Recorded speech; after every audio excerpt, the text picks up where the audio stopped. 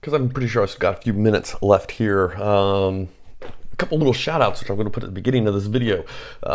So AJ, I've got your box. It is prepared. I hit a few snags, and then I decided I'm going to check the locks I'm sending you against your video list to make sure you have not gotten those before, but I will get that out in the mail to you probably tomorrow or Saturday.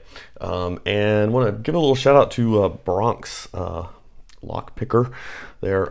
Man, dude, I hope you're doing well. I was thinking about you the other day because this, with the whole coronavirus thing going around, it's got to be just icing on the cake for what is particularly tough already, right?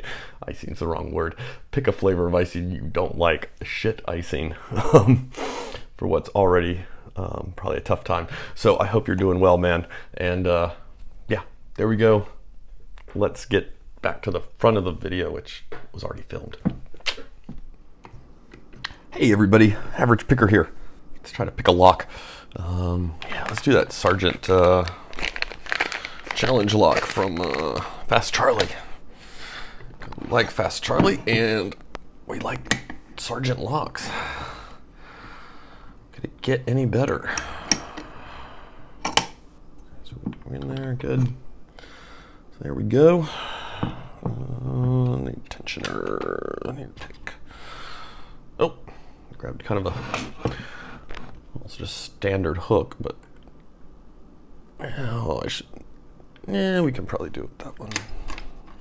Different tensioner though.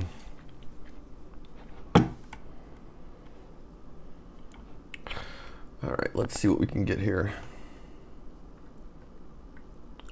Hope everybody is holding up okay with our. I don't need to get on that ledge with the quarantine stuff, the social distancing.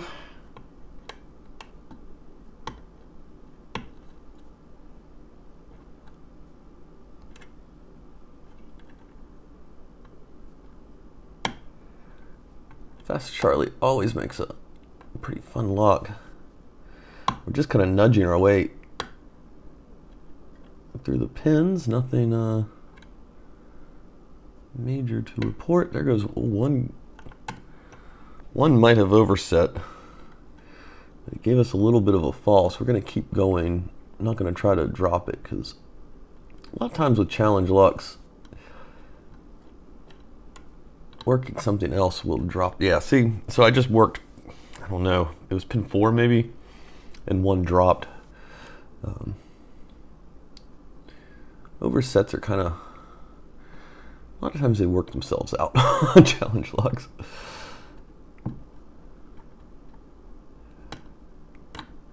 Oh, dang. So I was about to say, ooh, that's a bad lift. I was back in the back of the lock, and I think I lifted 4 and 5, or 4 and 3. I'm not sure.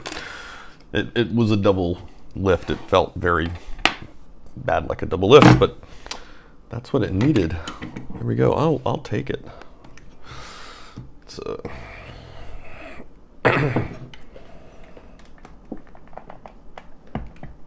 camera tilted down, get that moved out of the way. Let's put the light on for. It just didn't really did it. It just glared more, huh? We'll do something like that. Oh yeah, we got a key. Let's check the key. So not too bad. I mean, we've got that up down that I kind of refer to as the Bill Bacardi bidding. I think that's where I first saw just the crazy, but I mean, it's almost that. It's a little more subtle though. We know it's going to work because it's FastCharlie lock. One screw holding the back plate on. One screw really holding the back plate on. There we go.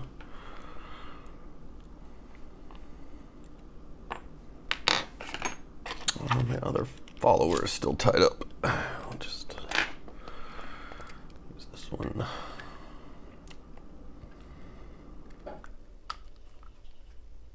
If this one's gonna fit. Ooh, this one's not gonna fit.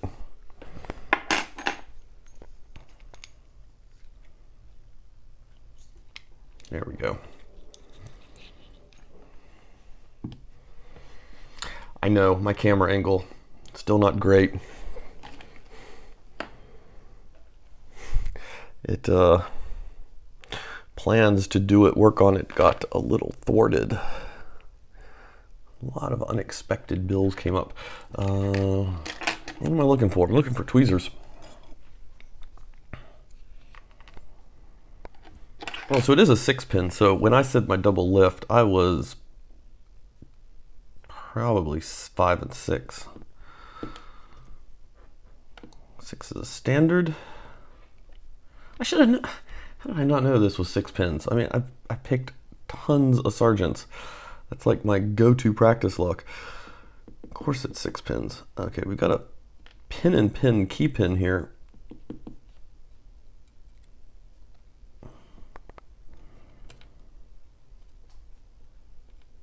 I was not expecting that.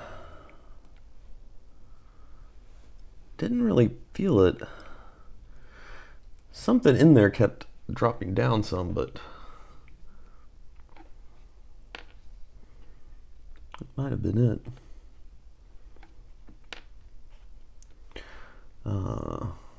Mostly we've just got some very subtle serrations and some standards, and there's kind of a little serration T-pinny thing. We'll take a look at it. Oh, threading. Let's look for threading. 1, 4, 5, and 6. And it looks like we've got some undercutting on 2 and 3. We will, of course, flip the camera and get a better look at the 1 is standard.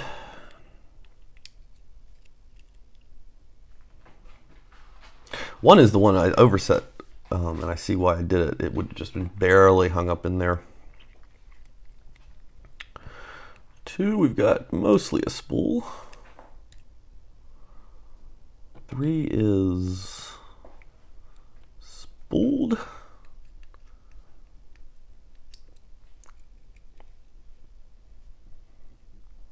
We're pretty much spooling here.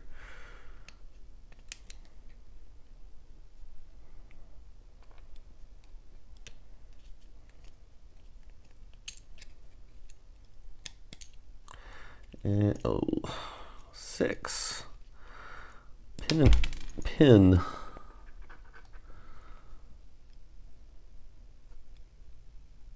Okay, I think that should be it, right? Oh wait, that could go a couple ways. You know, I bet there's another video out there of this lock. I'm gonna put it this way because this is the way that makes the most sense to me. And yeah, got anything spring wise? Yeah, it looks like we got kind of a mix in there. None of the springs are overly popping. They don't look doubled up or anything. Let's flip the camera. Okay, FastCharlie's Latrine duty. That's a great name. Wow, March 13th, 2018. This guy was pinned up. So here we go. So this is the one that overset, and then of course it freed itself on the next set. So it was probably just barely hung up on this little tipped up portion. I thought that was actually a little more reduced when I first pulled it out than I guess it is. That's what it would have hung up on. But of course, you hit another serration in here or something, it's going to jog the core just a tad, and usually oversets, like I said, will drop. 2 looks like it is a, well, wait, 2 is a standard. Is that something? Does seem to be a tiny bit of a,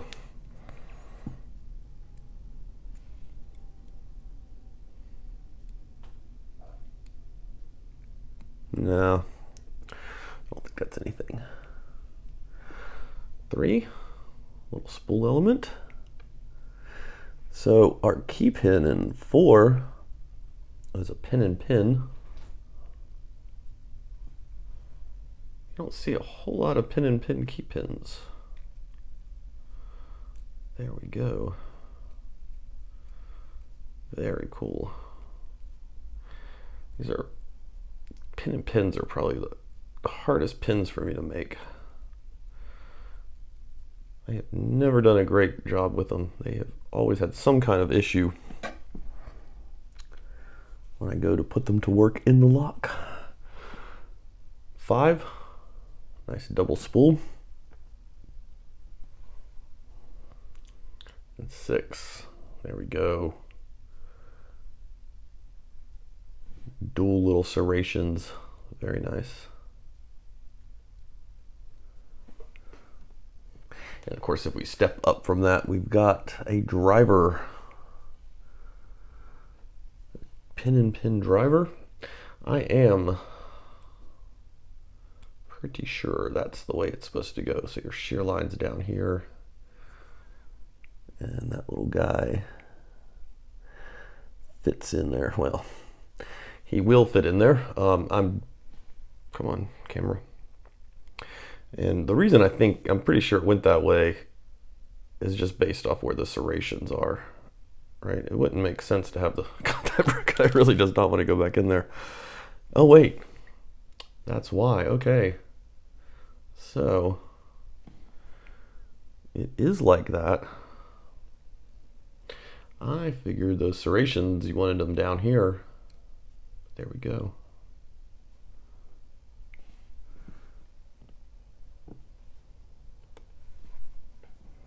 Our number 5 driver. Nice little triple.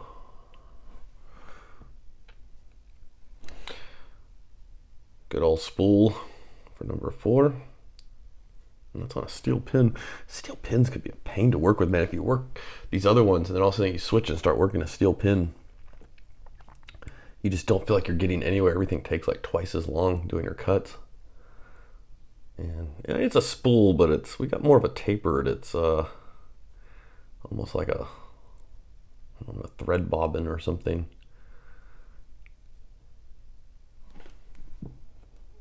Very cool.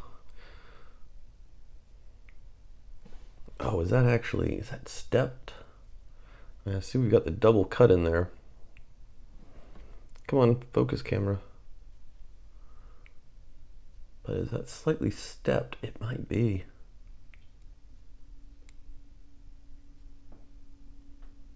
That's a very cool pin. Anytime you double up those spools, I've said that before, I know. Anytime you kind of get that double spool cut, I really like those. And then of course, our one driver is just a standard. So there we go. Thank you, The Ghost, for sending this to me. And thank you, FastCharlie, for pinning up latrine duty back in 2018. We will keep this lock circulating. There's our bitting. Did I show you still got a few minutes, I'll show you the core work there. So this 2 has actually been widened out some. So